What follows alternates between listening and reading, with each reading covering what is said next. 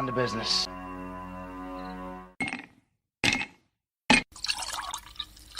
When he drinks, he thinks. That's the nectar of the gods, baby. Hello, everyone, and welcome to the #1 liquid-fueled, liquid lubricated show on the interwebs. This is the Whiskey Musings Broadcast. And hey, I have, I know some people have already voted. I have an interactive poll. I'm trying something out, just to see if interactive polling is something that, I might be interested in utilizing down the road. It's something new. And so I thought I'd give it a shot. So go ahead, and the links are already in the chats. So go ahead and click on that link. It'll go to a website and let you register your vote for the poll. We'll take a look at the poll itself a little bit later on. All right. So tonight I am drinking Buffalo Trace, Kentucky Straight Bourbon Whiskey. And, of course, because this is, I keep forgetting on this one. This is Whiskey Wednesday, being that it's like Taco Tuesday, but for badasses. I am also drinking it in my True Grit Roots Network Rocks, highball, whatever kind of glass you want to call this. And it has, of course, my Whiskey Stones in there. You can see them just underneath. But that is, of course, Wednesday's typical thing.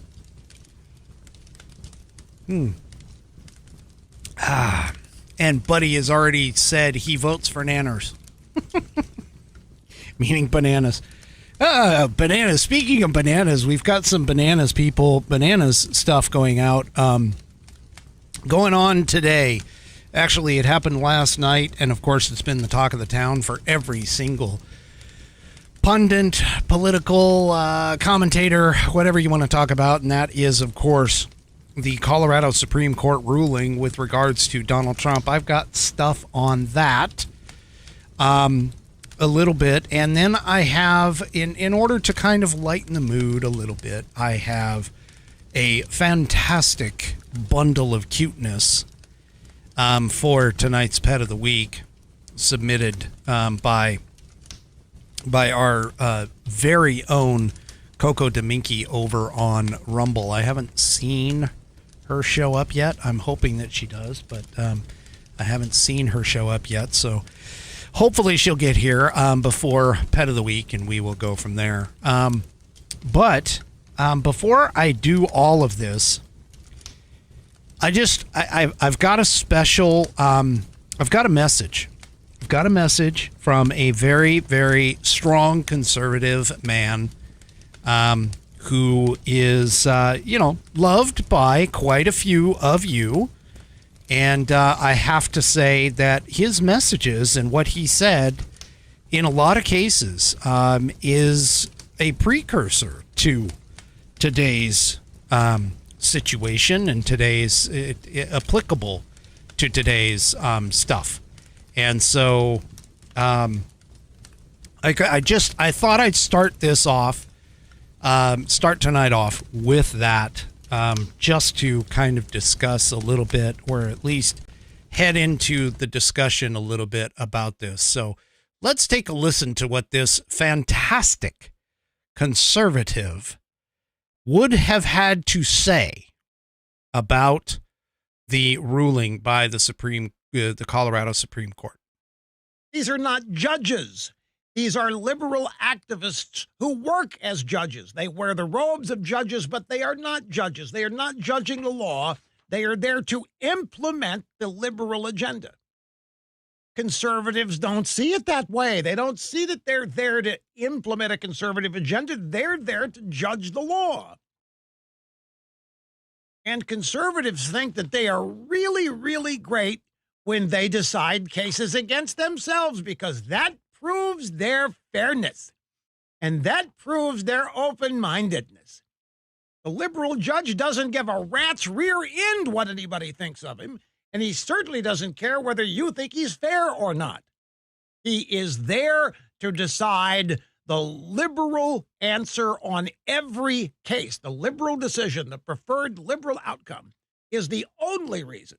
That is what liberal judicial philosophy is. And so Mr. Horowitz says this is a no-win situation. It simply isn't possible to appoint the right judges. Gorsuch was said to be the epitome, and before him, or after him, Kavanaugh, and then Roberts was said to be. And they have all, at one point or another, strayed for whatever reason. We can all come up with our wild guesses as to why. But it is true that when any conservative decides to vote against himself, his party, his movement, be a legislator, a judge, or whatever, well, there's an open-minded guy. We might want to do a Washington Post style section profile of you. And so Mr. Horowitz believes that it is an abject mistake to even think about winning this battle by finding the right judges. It simply isn't possible because that's not the playing field. Antonin Scalia, remember, in one of the last speeches he gave before he died, do you think the American people would ever have ratified the Constitution if they had been told that the meaning of the Constitution is whatever a majority Supreme Court says it is? That wasn't the deal. That's not in the Constitution. The Supreme Court does not have that authority. They gave it to themselves. The legislative branch let them have it. The question for Trump and conservatives headed forward is where to go from here. Now that so many have realized that the minute you agree to the premise of judicial supremacism, that the courts stand above the other branches in deciding fundamentally political questions, that no amount of appointing better judges is going to rectify the situation. The solution is to uproot the concept of judicial supremacism. Now, what that means in this case, the Supreme Court has assigned itself the singular authority to determine what is legal and illegal, what is constitutional and unconstitutional. And all of America has sat by and let it happen. Every June, we wait with bated breath to find out what 9 people, well, we know what 4 of them are. The 4 liberals, we never doubt what they're going to say. They're going to come down on the liberal side of every damn thing. So we wait to find out what the 5, in this case, conservative judges are going to do. And when we fall for the trick, because if the court goes our way, there we go, law of the land. Never intended this way. So the judicial branch has supremacy. It's gotten to the point Congress doesn't even write law anymore. Not why they do budgets and stuff, but even that's broken. The budget process is broken. We get a bunch of continuing resolutions, not an annual budget every year. Plus, it's been blown to smithereens by the lockdown, the shutdown of coronavirus. So the legislative branches, they don't write law, and if they do pass legislation, it's gonna depend on whether the Supreme Court approves it years down the line.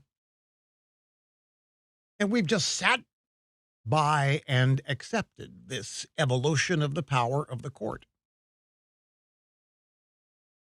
Because, in a way, it's easy. How, in a country of 320 people, are you going to get the God answer? Okay, so I just want to point out that, a lot of that had to deal with the Supreme Court, but it would attack to it would apply, I'm sorry, not attack, but apply to the Colorado Supreme Court for doing this. Now, Colorado's Supreme Court is made up of 7 justices that were nominated to that court by Democrats. And even they split 4-3.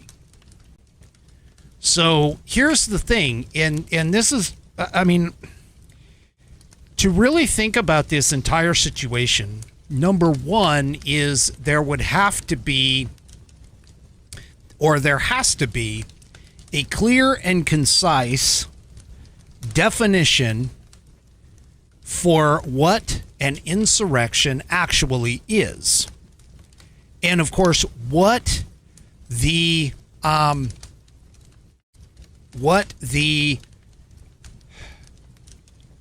courts and Congress and what the 14th Amendment really truly focuses on in this. Now, I went and I tried to dig a little deeper into the 14th Amendment. And I'll be honest with you, the conversation and interpretation of Section 3 is largely missing from a lot of the conversations. And the reason being is because of the fact that the 14th Amendment was done during the Reconstruction period. It was ratified during the Reconstruction period after the end of the Civil War. And a lot of it had to deal with things like civil rights, equal protection under the law across all of the states, freeing the slaves, counting them as actual humans, rather than individuals who only counted, a small amount in property for slave owners and things of that nature. And it went along with the 13th and, the 13th Amendment and that kind of stuff as well. There were some things in the 14th because the 14th covers a lot of stuff. And the 14th covers, things like budget and debt and, the Equal Protections Clause and all of these other things that are around. And so, there's 4 or 5 sections, I think, on it. I think it's 5.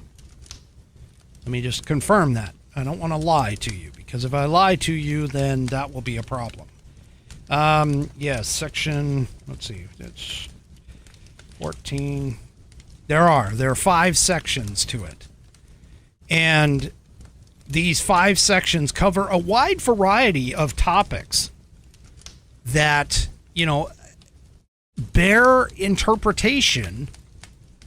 But the third, section 3, which is specifically what we're talking about here with Trump, is hardly really ever talked about in a lot of cases when you look at case law and so on and so forth. And so, this is really the idea that Colorado could just automatically decide that Trump just doesn't qualify for the ballot is well, it's pretty farcical in my opinion.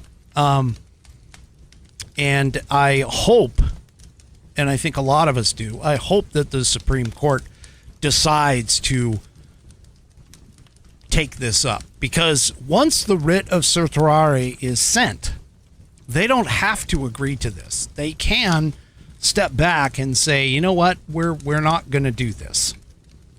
But I'm going to get to more about that here in just a moment. Let me go ahead and tell you about True Grit Roots Network, TGRN.net.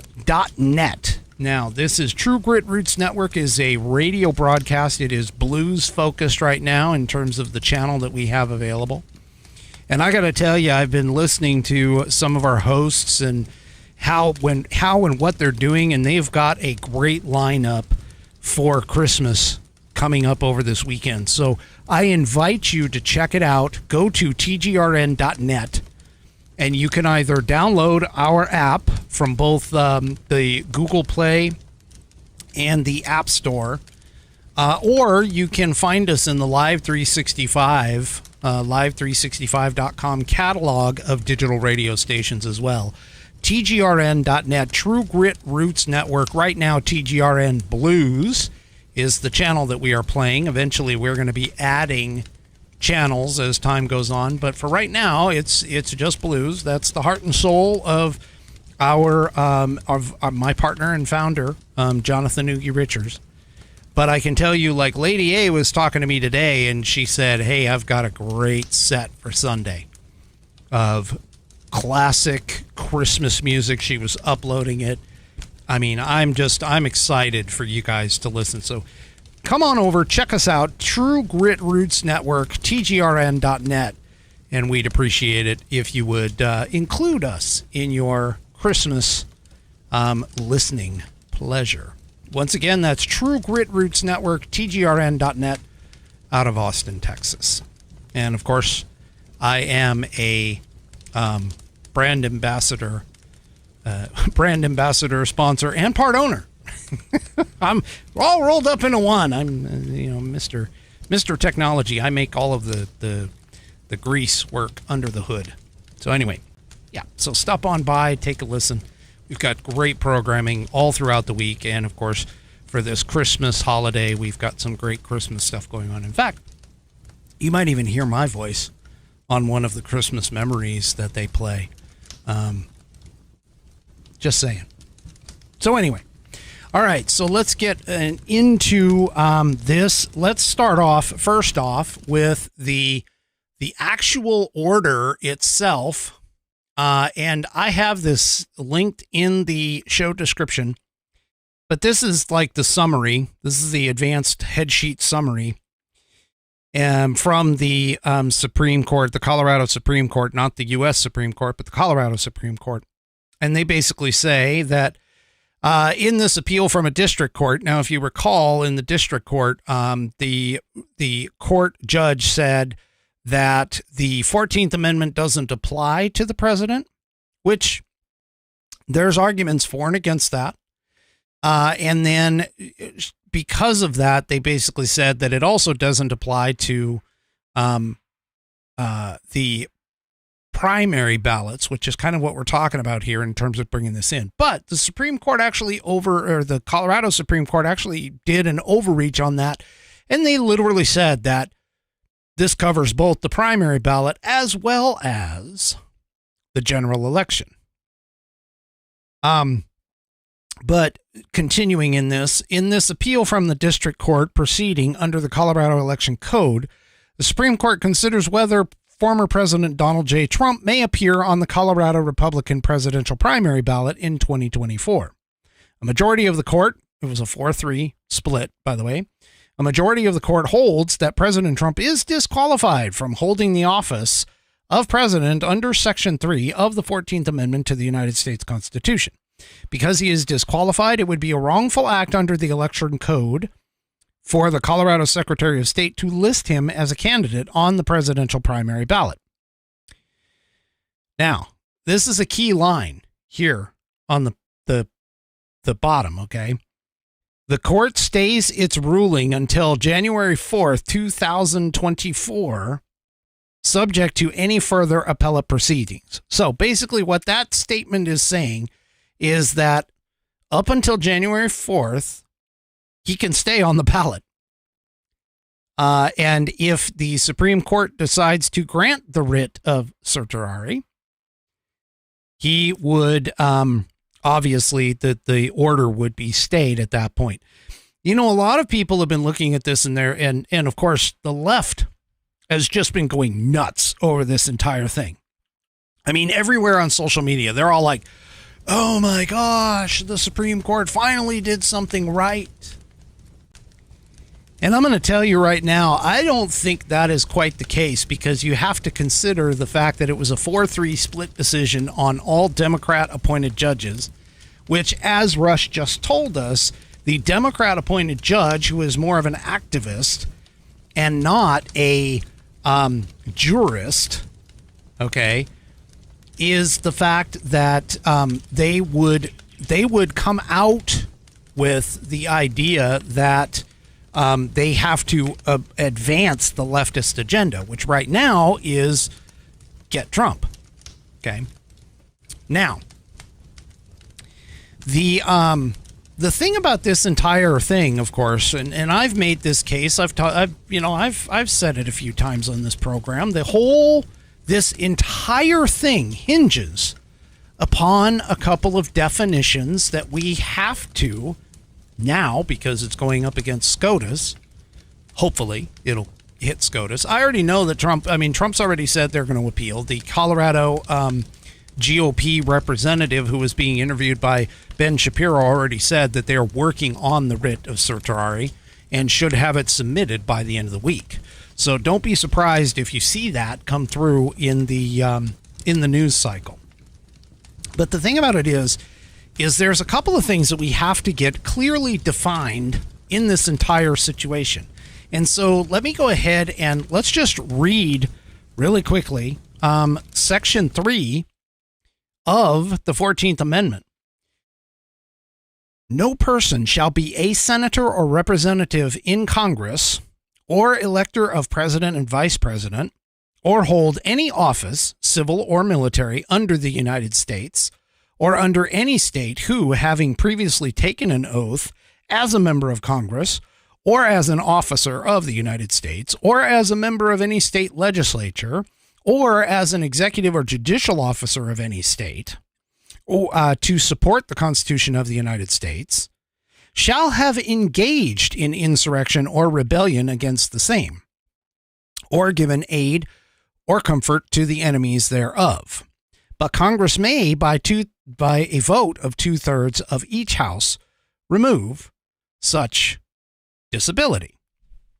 Okay. Now, one thing that a lot of people don't understand is that this actually was revised several times by the original founders and framers. And originally, it's reported that it included the name president and vice president and listed essentially all of the officers. So the first question that has to be answered is, does this apply to the president?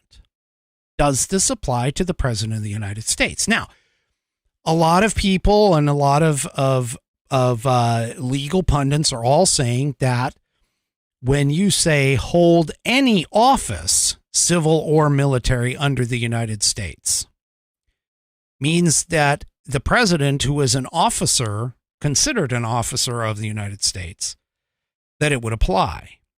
I think you could argue elsewise and make a pretty convincing argument personally because of the fact that it starts off at senator or representative in Congress. It doesn't start off at the top of the food chain within the executive branch. So you could easily make an argument about that. Now, presidents, as Buddy points out, presidents are elected. Officers are appointed. And the whole purpose of this, by the way, historically speaking, was to make absolutely certain that the South, which had just lost the war and had surrendered, that the South could not get a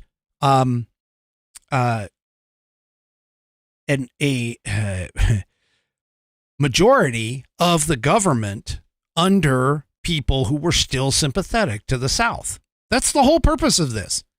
There was no other reason for them to put this in here. There's no mention of how long this goes into play. It doesn't say whether or not the founders or the people who wrote it felt like it was applicable to anything beyond just the Civil War.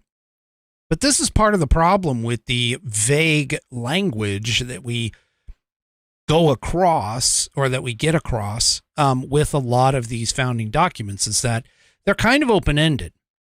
And so they're open for interpretation. They're not as clear as, say, the Second Amendment, for an example. But at the same time, though, the intent was to prevent, and again, I say this, was to prevent the southern states from gaining enough of a majority as to be able to take over the federal government. Now, funny thing about this is that prior to the 14th Amendment being put into play, the states, there was no provision that basically said that the Constitution overrode the states in terms of some of their class, in some of their laws. And so it wasn't until the 14th Amendment came in that we started getting the Equal Protection Clause and made it to where the federal government actually overrode some of the states. So one of the things that is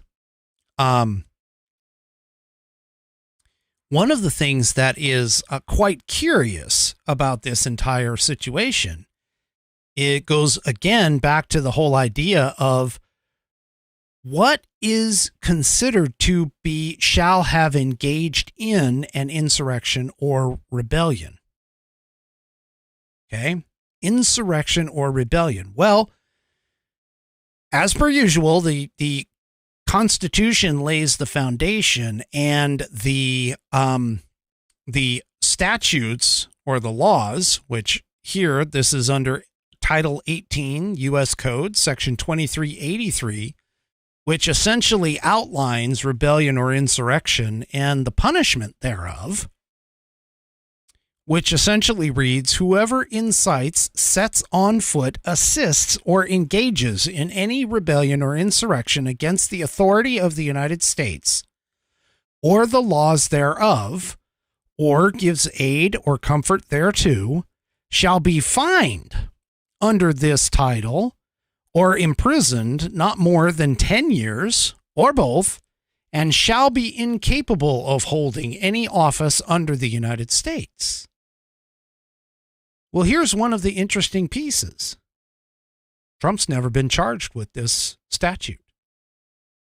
Trump's never been convicted with this statute. So how is it that the Colorado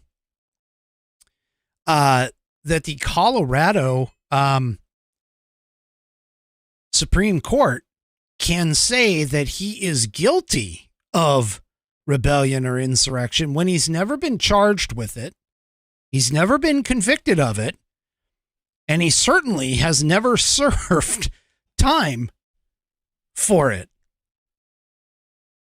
This is one of the questions that I think is going to have to be answered by the Supreme Court, is that, first of all, how can you say without a shadow of a doubt that Donald Trump participated in an insurrection and that he's never been charged of it? In fact, many of the January 6ers, the people who are even currently in jail, they're in jail mostly for obstruction and trespassing. They are not in jail or in prison, and they haven't been convicted of insurrection or sedition, with the exception of like one. I think was he had sedition charges, and that was the Enrique, I think his name is Enrique Tarrio, the leader of the Proud Boys. But the fact of the matter is that Trump has never been charged, and Trump is the only one that is running for office.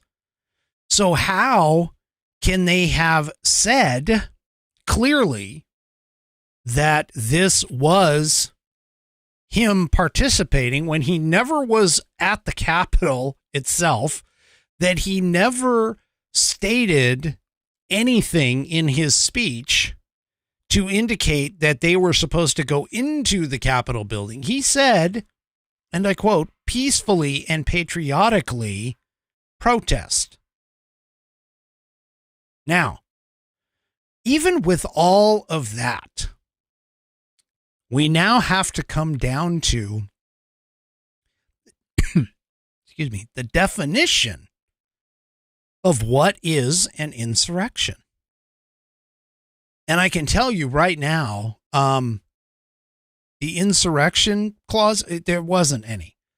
It was over in 3 hours. It was a bunch of people who got out of hand.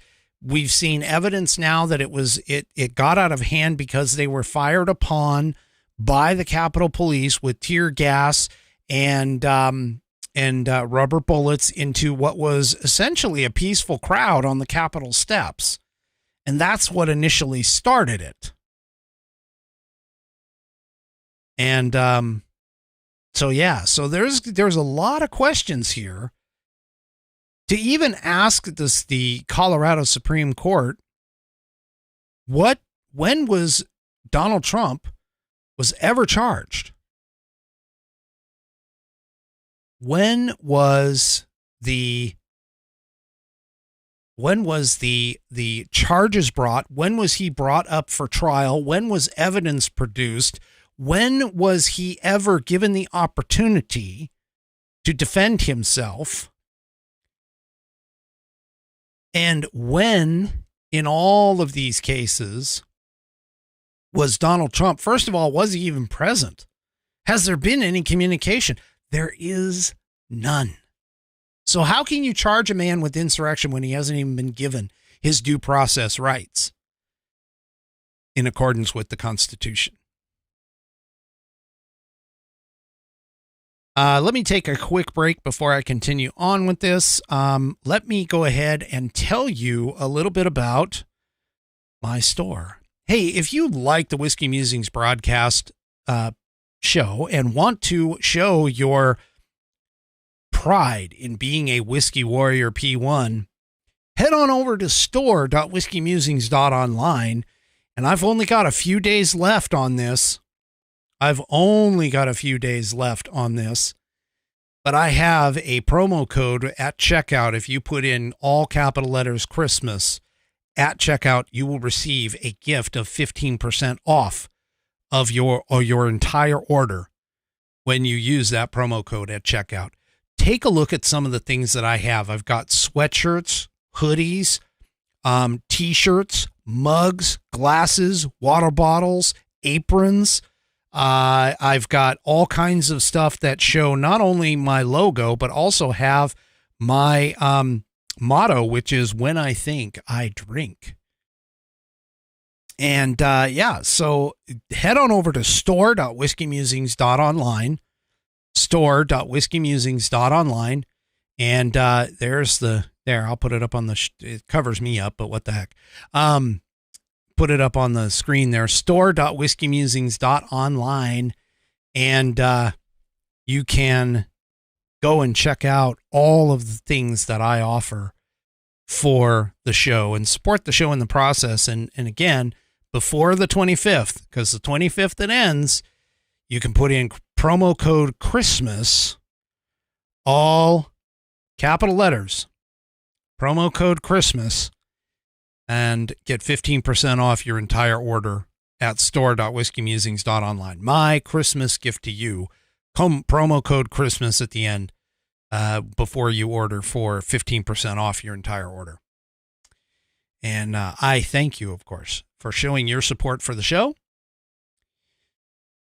So let's, one of the things that we have to ask ourselves, and really what has to be, taken care of by the Supreme Court, realistically, I'm sorry about that, Bam. You can contact them. I'll see if I can send you the email where you can go, or you can contact them and tell them that you need it switched out. In terms of the shirt, she ordered 3 shirts and got 2 whiskey shirts and only one something else. Yeah, so unfortunately somebody pulled the wrong product. But anyway, I apologize for that. But you can contact the shipping company or the company that I work with, and they should be able to swap that out for you. All right, so we have to, of course, understand further what is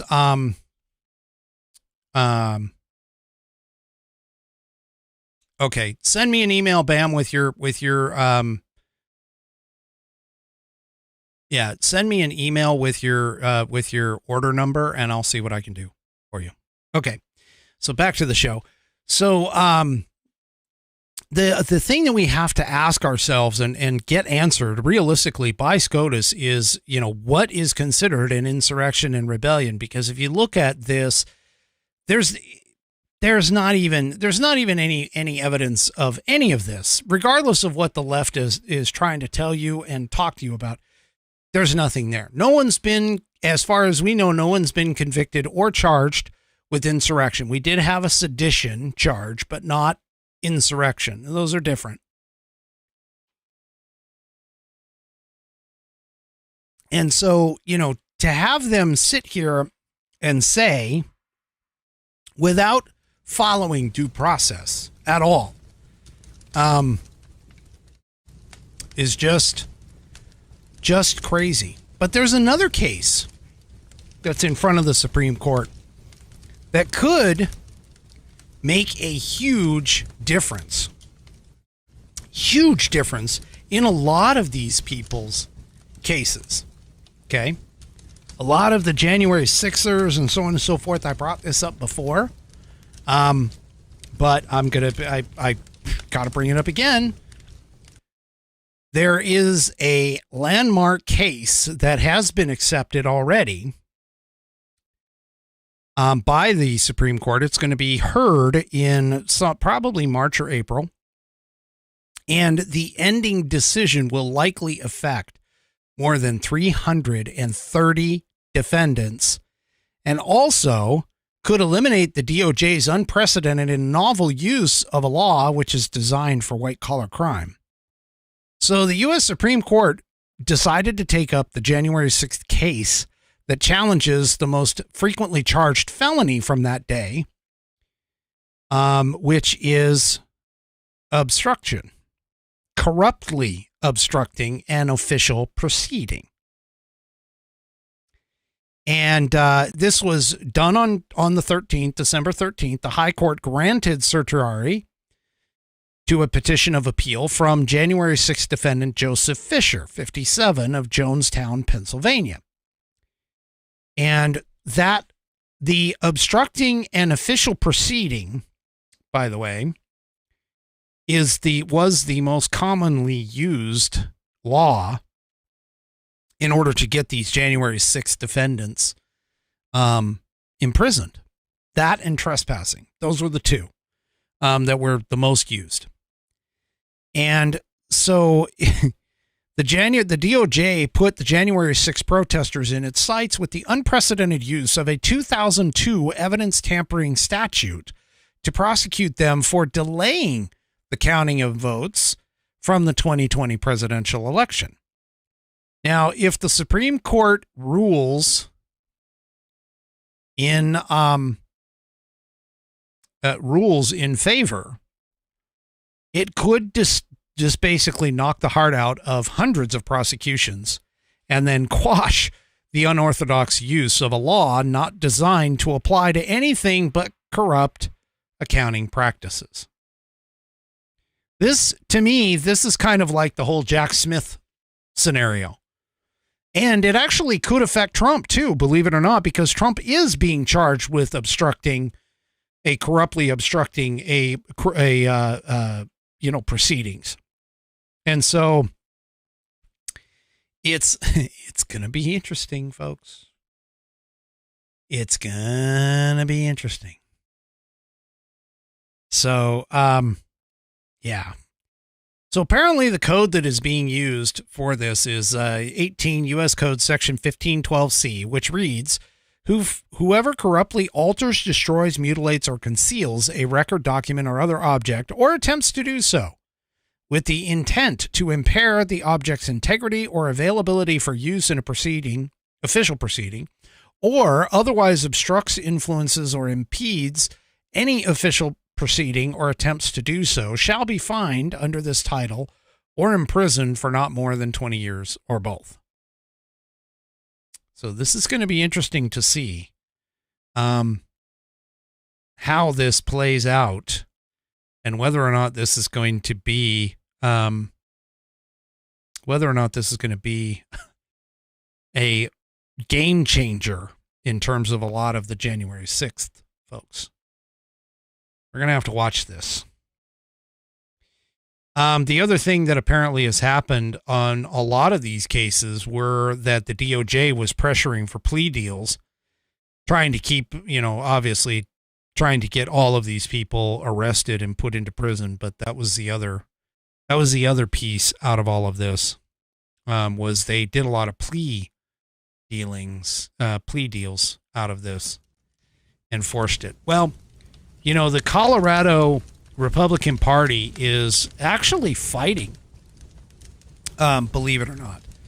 they're fighting quite hard, and there was a interview that Ben Shapiro did on his show today with regards to one of the Colorado Republican Party representatives who literally said that they were, like I told you before, they were writing the writ of certiorari, and they were hoping to have it submitted by the end of this week.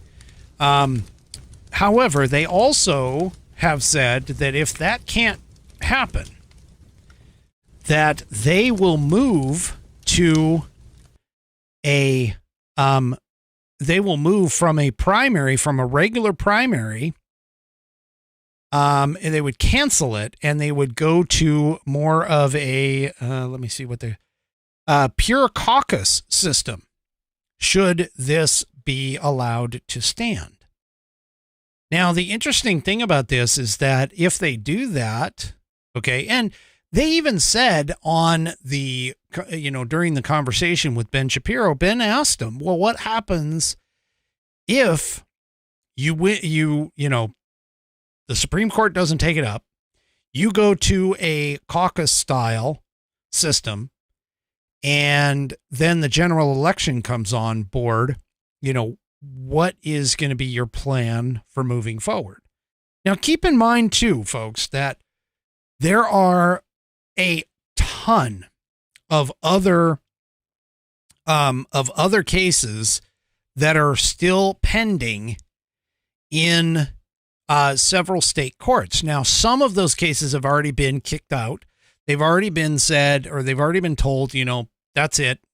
You don't need it. No, they've been denied, or they've been kicked out due to lack of standing, or whatever else that's out there. And so, this entire situation is kind of curious. Now, I do want to point out, by the way, that Abraham Lincoln, who was the first Republican president, okay, was actually not, the Republican Party was not recognized by all of the states at the time that he ran for president. And so there were several states that the Republican Party didn't show up, and therefore Abe Lincoln wasn't even on the ballot. But yet he still got voted in as president. So for Colorado, should this continue to stand, for Colorado to be lost, I don't think it's going to be that great of a loss, to be completely honest. But the precedent that this thing sets is what's going to be questionable. And Dan Bongino was talking about the same thing. Like I said, all of the pundits and everybody else, they all talked about this today. But the thing about it is that if this is decided going to stand, as Dan Bongino points out, you could have a red state that could take Joe Biden off the ballot. I mean, if we're going to just go ahead and say, hey, we can remove people from the ballot just on assumptions or innuendo or suggestions without any kind of factual evidence and convictions, then we can just say, you know what? Any state can just arbitrarily say, you know what, Biden, we have enough evidence right now, circumstantial or whatever, that the House has shown that he committed bribery, and therefore we're going to take him off our ballot. So what does all of this do is it sets up a very bad precedent for moving forward. And this is one of the things that SCOTUS has continually tried to stay out of elections. I mean, look at 2020. They wouldn't even hear the case with Texas and Pennsylvania because of the changes in Pennsylvania law. So, again, SCOTUS tries to stay out of this. As Rush pointed out, the Democrats are the ones that have actually tried to make the judicial system the higher order of the three separated pillars of our system. We have, the executive, the legislative, and the judicial.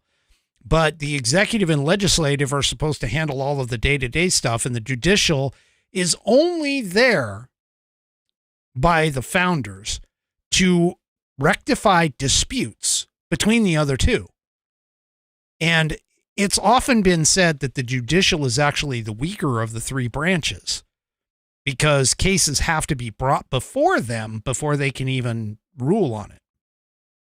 Now, there's a lot of people out there who are talking about the 14th Amendment. They talk about the third, Section 3, because there is no, criminality listed. Okay. In terms of, the criminality of insurrection, all it says is that you just can't be on the ballot. But the question, or you can't be, an elected representative, but the question is going to end up having to be put to bed and put to rest in terms of whether or not that includes being convicted of the crime. So this is going to get bad, folks. This is really going to get bad. I'm just telling you right now, we are in the beginning of this. This is just the start. Be prepared for a lot worse. And I actually think that what's going to end up happening here, should this be allowed to stand, and actually, even if it isn't allowed to stand, we're sort of at a crossroads here, people. We're actually in a very contentious situation, because if you think about this from the standpoint of being a conservative, if the ruling is allowed to stand and Trump doesn't get into office because of it, well, you will have a entire portion of the country, a very large portion of the country, who would think that they are going to, that they essentially, the Democrats essentially cheated in order to win. And there is the possibility that some people will take matters into their own hands and do something violent. But at the same time, you have the exact same feelings going on the left. That if the left, if the SCOTUS goes and overturns this decision, the left is going to say that's just proof because of all the conservative judges that are on that case, unless it goes 100% unanimous. If it goes 9-0 unanimous decision, I think that might alleviate some of this. However, I don't know if it'll actually go that way. So I'm telling you, this year, 2024, in my opinion, is going to be the most pivotal election cycle that we, at least within my lifetime, potentially even all of history, that we have ever had in terms of this particular scenario and this situation. Got to be careful moving forward, but I hope and pray that SCOTUS is going to do what they are supposed to do, which is help alleviate some of this. This is really important for future elections, not just this election, but also for future elections. And realistically, as Buddy keeps pointing out, Colorado has 10 elector votes. It's not really going to make that much of a difference either way, unless, of course, you have some really tight races, which right now it doesn't appear to be the case. And in fact, part of the reason why some of this is going on is because of the fact that the Democrats are starting to see that there are typical bases, like typical Democrat voting bases, like people of color, that normally would vote Democrat. They're starting to exit. Not a lot, but a little. And they're starting to exit a little bit in terms of their choice for president. Now, this came out today in the Washington Free Beacon, and this is going to scare the Democrats. This is part of why the Democrats are pushing and trying to get Trump off of the ballot, and they are pushing and pushing and pushing to get him convicted, because honestly, the convictions are probably not going to occur until after the election in most cases, because of the fact that the only one right now that is really being manipulated in terms of dates is the Jack Smith one. And the only reason why Jack Smith would be doing this, of course, is because of the political fallout. But that being said, according to the Washington Free Beacon, which is taking this from a New York Times Siena poll, this poll shows young registered voters are starting to favor Trump over Biden. And what they're talking about is specifically the ages of 18 to 29 group. Now, according to this poll, now, you know as well as I do, polls can be manipulated. There's some polls that are accurate all the time. Like if you watch, Sean Parnell's Battleground Live, he has a guy on that is, they call him Savage Rich. I can't think of his last name, but anyway, he does a pretty accurate polling system. But here's the thing, is that some of these polls are showing and demonstrating some serious problems with Biden's numbers.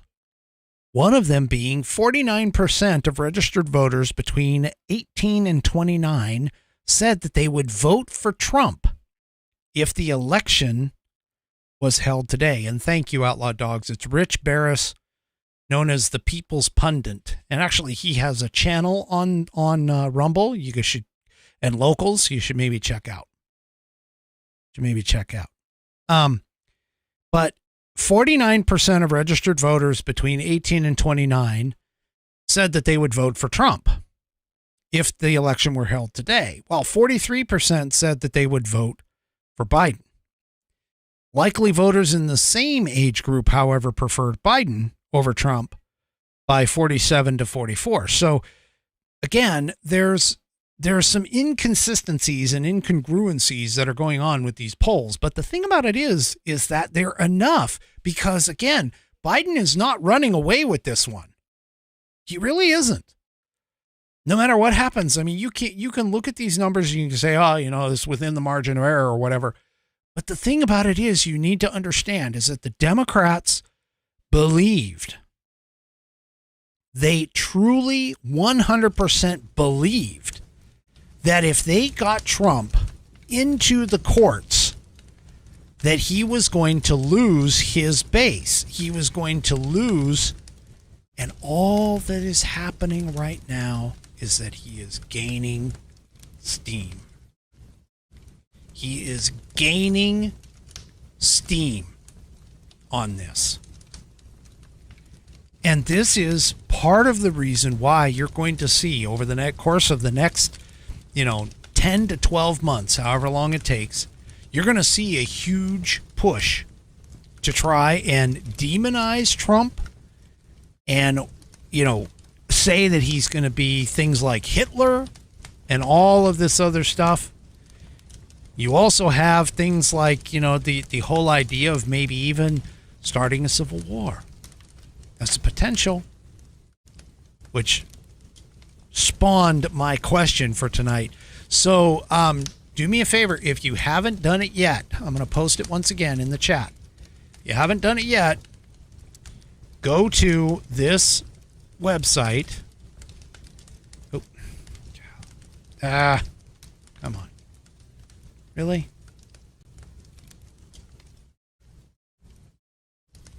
This thing is just not doing it. All right, I'm going to post it in the different chats here.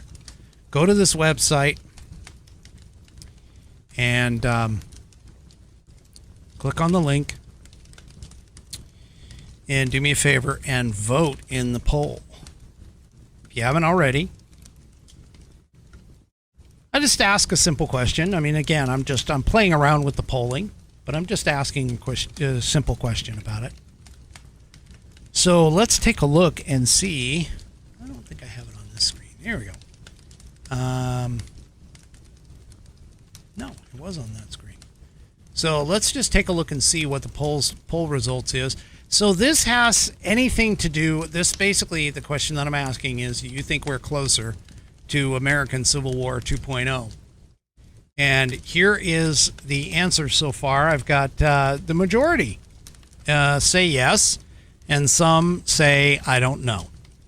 So out of the 5 votes that I've received so far, we've got 4 of them saying yes and 1 saying I don't know.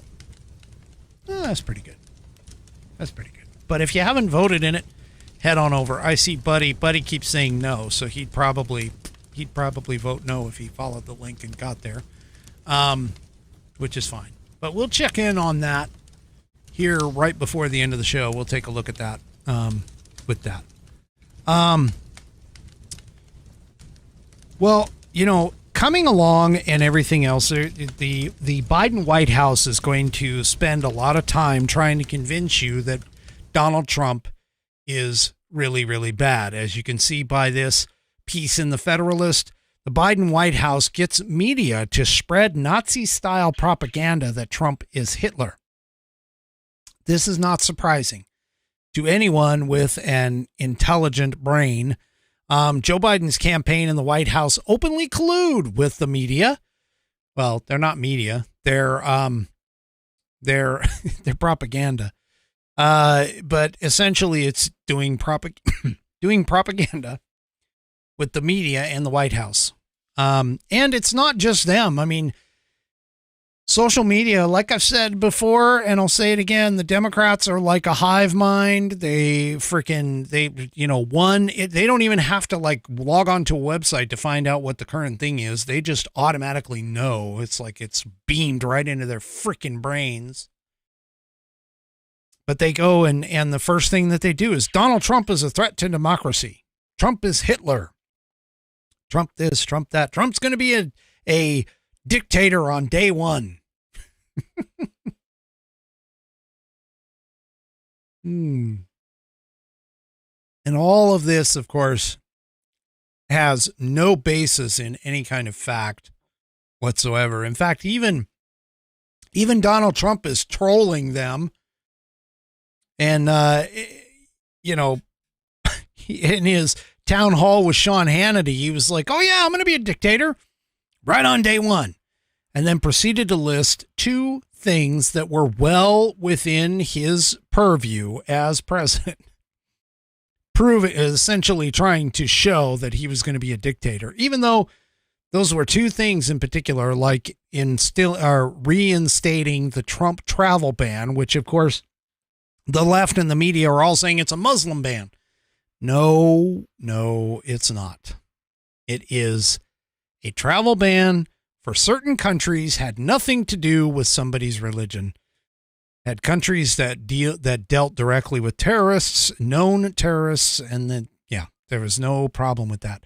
And the second thing that Trump pulled out is drill, baby, drill, which essentially is well within his purview as president in terms of executing the drilling, leases, oil and gas leases and things like that, for that.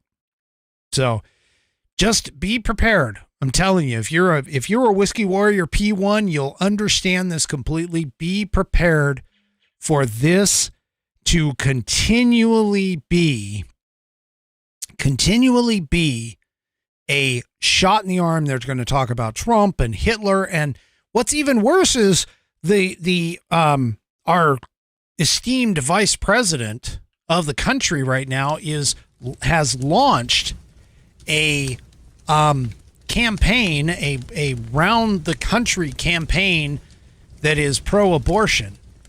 And what she doesn't seem to understand is that abortion is not that high on the list of things that the regular average America is thinking about. The regular average American right now is thinking about one thing and one thing only, and it's a vast majority that are thinking about this, and that is the economy. They are thinking about the economy. And it's where they're getting their wallets hit, and Bidenomics is not doing the things that it's supposed to be doing. That's where they're thinking. They're not thinking about abortion. Abortion, honestly, for the majority of the people that are out there, it's not a kitchen table issue. It's not. It's surviving from one paycheck to the next and making sure that you have gas and food and you're able to pay your rent. And everything that has gone up under Biden's watch is all what is on the kitchen table issue as of right now. That's what's in front of us at this point. Well, hey, I got to take a quick break, and I want to tell you during this break, I want to tell you about a fantastic gift. You may not be able to get it for Christmas, but I'm going to tell you right now, you can get a fantastic gift. Go to constitution.whiskeymusings.online. Help our fellow Americans actually read and understand the Constitution. Go to constitution.whiskeymusings.online and get yourself this Saddleback leather-bound U.S. Constitution. Look at this craftsmanship. This thing has 1/8 of an inch of Saddleback leather. And look at the pages. The pages are tear-resistant and water-resistant as well. Look at this binding. This binding is stitched. It is stitched thread, and it goes all the way through the leather to the back side.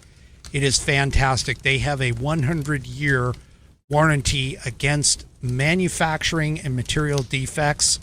You can send it back to the manufacturer, and they will either fix it or replace it for free anytime in that 100 years. It is Buddy approved.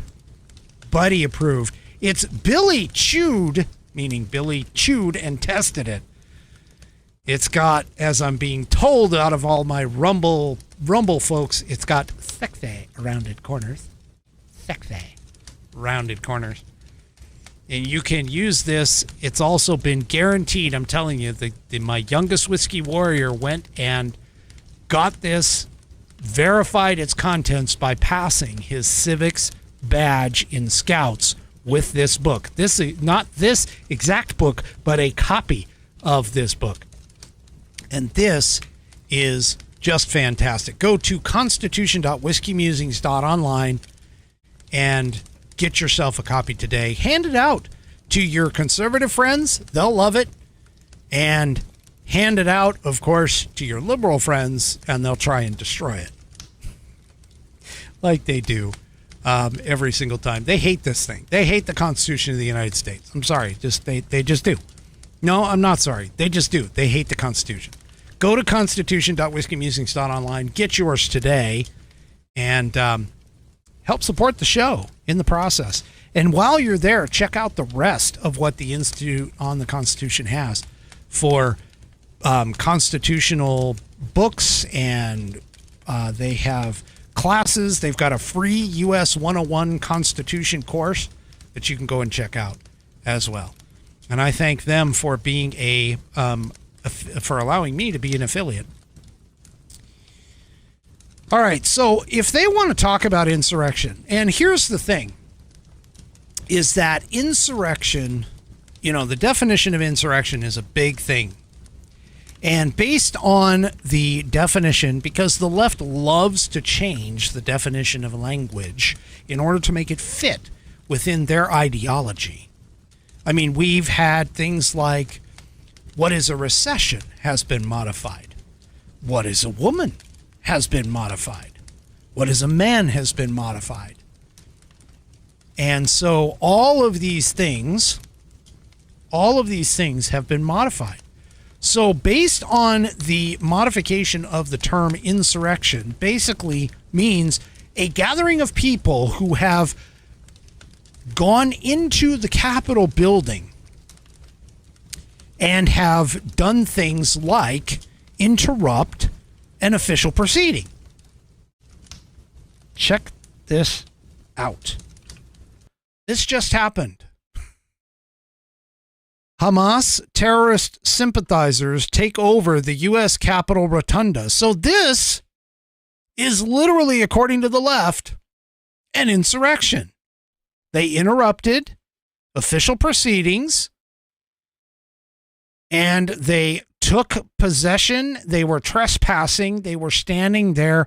They were in the Capitol Rotunda. So why is this not an insurrection in comparison to what happened on January 6th? Because most of the violent encounters were actually outside. They were not indoors. But here was an internal, a Hamas terrorist sympathizers overtook the Capitol building's rotunda. And yet, they arrested and removed them. Why are none of these people being put out as insurrectionists? Why are they not being charged as insurrectionists and get, 20 years worth? Well, it hasn't, obviously it's only been a couple of days, but still, I will bet you that these people will just be let go. I mean, this is crazy. We're living in a literal delusional world with regards to this. This is crazy. This is nuts. Speaking of nuts, how anybody can sit and look at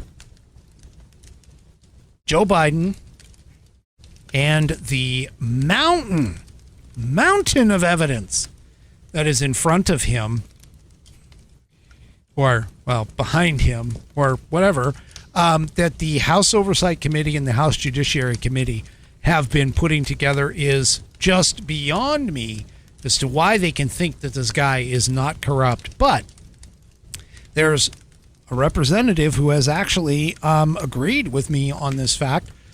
According to Newsmax, Representative Dan Muser told them that the evidence against Joe Biden is overwhelming. So Dan Muser, who is a Republican out of Pennsylvania, said Hunter Biden is breaking the law by defying a congressional subpoena, which, by the way, I don't know if anybody noticed, but he ended up coming off of Marine One and tried to hide from the press by having a baseball cap and turning his face away. They also apparently claimed that he wasn't even on it.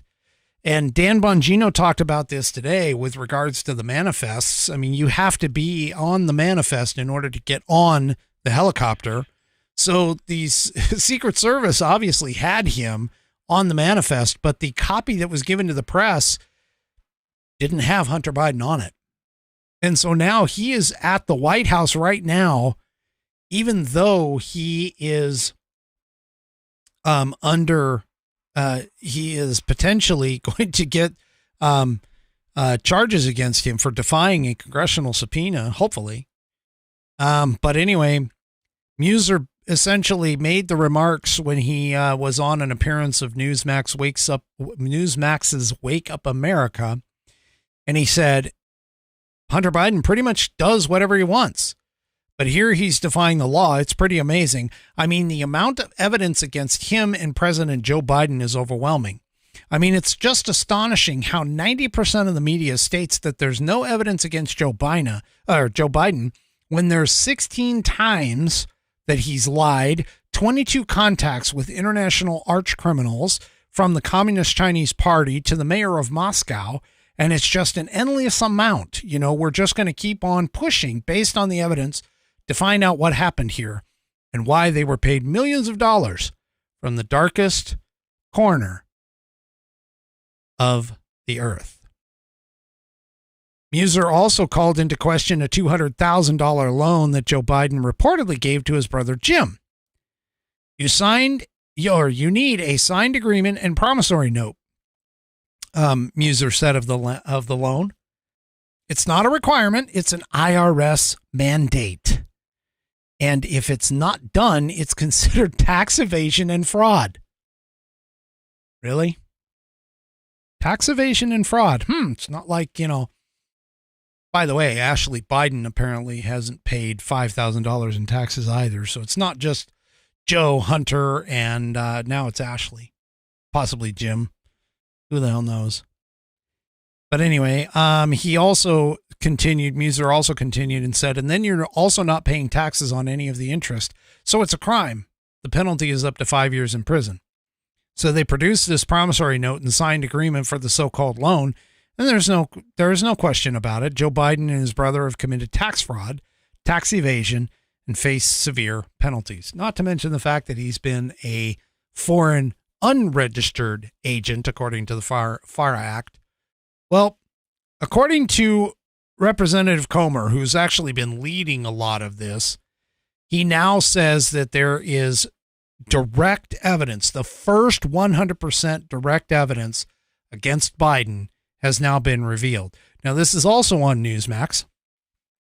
And he is essentially saying, he was speaking on the Verdict podcast with Senator Ted Cruz of Texas, and said his committee exposed the evidence during testimony by the owner of AmeriCorps Health. Now, for those of you that don't know, AmeriCorps Health was approached by James Biden. And because he had heard that AmeriCorps was financially distressed. And so he essentially said that he essentially told AmeriCorps that, hey, because I'm a Biden, and because of my brother's contacts over in the Middle East, we can help you acquire the capital that you need to get back on your feet. But of course, you have to pay me first in order for that to happen. Now, AmeriCorps reportedly gave him $600,000. And by all accounts, Jim Biden didn't bother to provide any funding or anything else to AmeriCorps Health. And not only was that a pure example of the influence peddling, Joe Biden apparently received the last payment from AmeriCorps Health. They sent a check to Jim Biden for $200,000. The exact same day Jim Biden received that check, they wrote a check, meaning Jim wrote a check to Joe Biden for the exact same amount of $200,000. And so he's saying that's the first example of where we found Joe Biden directly benefited from the Biden influence peddling scheme. Now, we've already seen, and I've talked about on this program, how we've already seen, 10% for the big guy going to Joe Biden. And I outlined it before, and I've outlined it on social media, where the Chinese company paid Hunter Biden's Shell Corp, and then that Shell Corp immediately, within another 24 to 48 hours, kicked out another check that was exactly 10% of the payment that was given to them by the Chinese corporation. So this is just, it's getting worse and worse. You've got the whole Biden crime family deal. You've got his poll numbers tanking. Nobody is buying into the whole Bidenomics stuff. And now you're just going to see the entire propaganda and media machine going after Donald Trump, especially in the court system and in the media, to try and make it to where people will start thinking that he doesn't belong in the Oval Office. But in reality, he's probably the only candidate at this point that really needs to be there. Now, taking us out of the U.S., as I look at the clock and see we've got only about 15 minutes left, we have a severe problem that is occurring in the Suez Canal. Now, and with regards in particular to shipping. Now, I don't know if anybody recalls, but there was a ship at one point that had gotten stuck sideways in the Suez Canal not too long ago. And it took them a few days, I think it was a week, maybe, to free that ship. It was a cargo container ship that had gotten sideways in the canal. Well, we now have a problem with Houthis out of Yemen. Houthis have been attacking ships in the Red Sea. And so the Navy has been attempting to help them out, but apparently then the Houthis have claimed that they've been going after nothing but Israel ships, but that's entirely wrong. They're just shooting at whatever they can. But anyway, a lot of ocean carriers and companies are now running their ships, rather than taking it through the short path of going through the Suez Canal, they're actually now running them around the Horn of Africa. And so they're rerouting things as a direct result of more than what is reported to be a dozen Houthi, Houthi attacks in the Red Sea since the start of the Hamas-Israel war, which was in October. And Secretary of Defense Lloyd Austin announced the formation of an international task force to address the security issues. Well, you want to address the security issues, there's only one thing that you could do. Go wipe out these stupid freaking pirates. But here's the thing. They have, according to CNBC, shippers have already diverted over $80 billion in cargo from the Red Sea amid fears of attacks. Now, a normal round trip, by the way, through the Suez Canal is roughly 35 days. The normal round trip going the longer route is roughly 43 days. Now, that is essentially an additional time and money and expense. Where do you think these shipping companies are going to do it? They're not going to absorb that cost out of the goodness of their hearts, unlike the left seems to think that corporations are just going to absorb, higher wages just for fun. They're just going to, we're just going to cut off our profits and we're just going to cut them down because, it's the right thing to do. No. These corporations are immediately going to pass this, as I've said on this program multiple times, they're going to pass this cost directly on to the consumer. And it's going to be respective in terms of the prices. So in addition to our inflation rates, which are still going up, by the way, they're not coming down. We don't have negative inflation. But in addition to this, we're also going to have potentially some additional shipping costs added to our situation here. And so this is not going to help us out, especially for as long as it's going to go on with regards to this. Let's see. And speaking of the inflation rate, which is, as I've shown and demonstrated multiple times on this show, is driven by government spending and government money printing, let's say. This came out in Just the News. This should give you folks pause, especially coming into the next year, but this should give everyone pause. This is from Just the News. Treasury warns the budget deficit is actually up 13% compared to this time last year, with the debt reaching $34 trillion. We were at 33. Now we're at 34 trillion. It's heading toward 34 trillion without the leader of the tax foundation said, quote, the growth in spending continues to outpace the growth in tax collections. This is why our national debt is heading toward 34 trillion. It cannot go on forever without serious economic consequences. Folks, our deficit turns into debt. If we have a deficit, which is essentially a budgeting shortfall, it immediately in 1 year, it immediately gets applied to the debt the following year. The more that our debt goes up, the higher our interest payments go, the more we have to try and finance that debt and refinance that debt. We add more interest payments.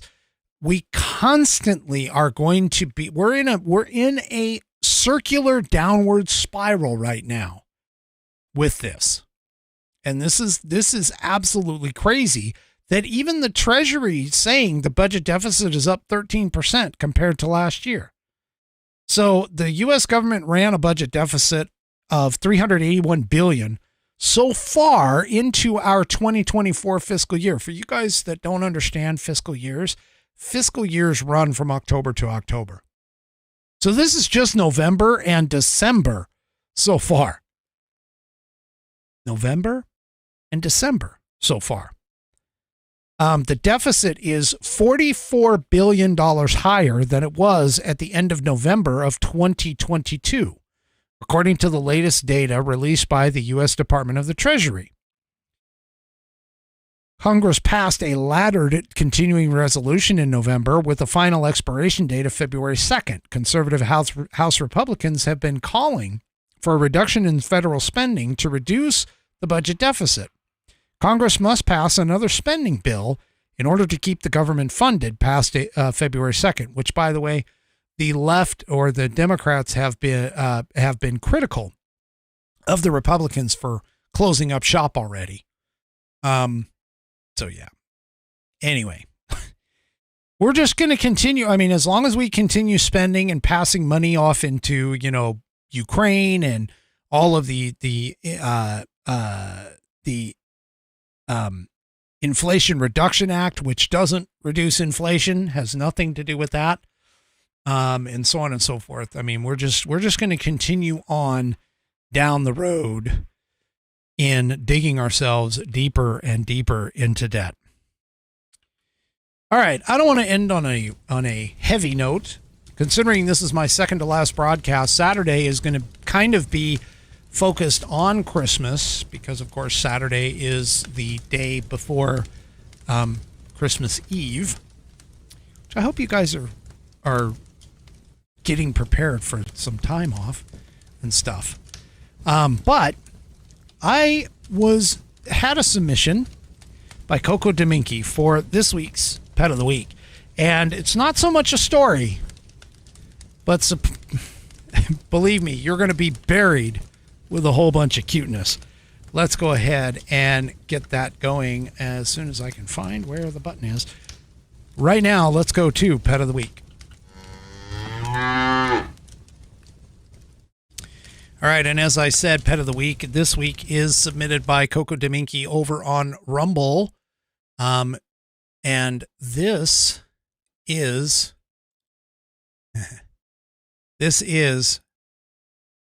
her newest kitten. So here's what Coco writes. Hi, Whiskey. Hope all is well and Merry Christmas to you and yours. Well, thank you. Merry Christmas back to you. We got another kitten. Her name is Mittens. Mitten the kitten. I call her Mitzi most of the time. We got her the day after Thanksgiving when she was just 9 weeks old. She is now 12 and a half weeks old.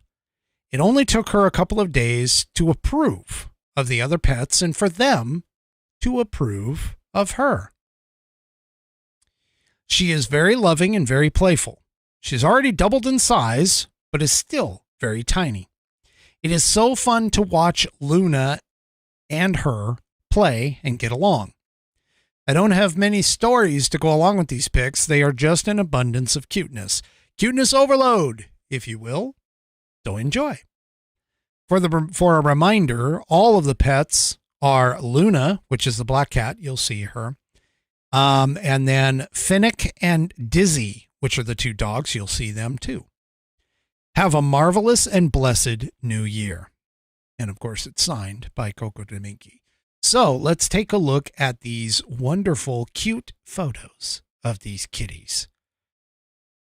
So there we go. There's a kitty there. Oh, look at her. She's playing Looks like she's biting. Biting on the fingers. Somebody taking the photo. Of course. Oh, they're looking at each other. We got the black kitty on the one side and the other kitty on the other, and they look like they're about ready to cause trouble with this. Oh, there they are. They're playing on the rug. It's kind of hard to see. She blends in with the rug quite well.